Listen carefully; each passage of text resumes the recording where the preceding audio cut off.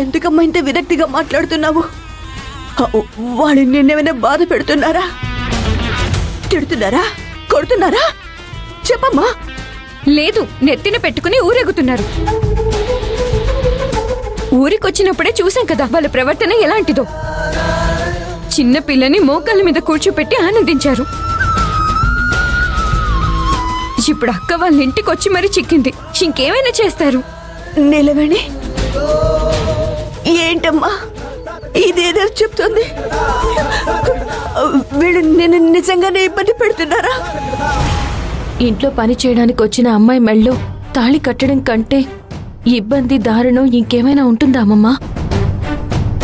నా చెల్లెళ్ళని వదిలి నేనిలా ఇక్కడ ఉండిపోవడం కంటే దారుణం ఇంకేమైనా ఉంటుందా అమ్మమ్మా?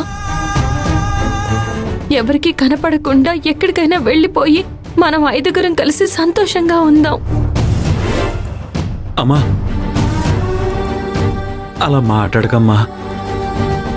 అత్తయ్య, మీరే కదా మంచి చెడు చెప్పాలి. అలాంటిది మీరేలా మాట్లాడితే ఎలా? నిలవేణి, ఒక అమ్మాయి మెళ్ళో తాళి పడింది అంటే తను మరో ఇంటికి సొంతమైపోతుంది.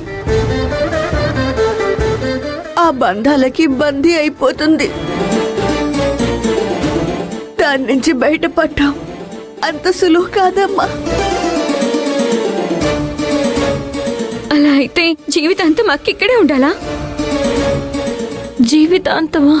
నా వల్ల కాదు. 6 నెలలని చెప్పడం వల్లే నేను ఇక్కడున్నాను. ఏమంటున్నావే? నాన్న చెప్పలేదా నీకు? ఏంటల్లుడు? అత్తయ్య, ఇప్పుడే కదా వచ్చాం, నిదానంగా మాట్లాడదాం. అమ్మా, తాగడానికి మంచినీళ్ళు ఇవ్వమ్మా. అయ్యో, నేను మిమ్మల్ని చూడగానే అన్నీ మర్చిపోయాను చూడు. మీరు లోపలికి రండి. రండి రండి నాన్న, రండి. జాగ్రత్త.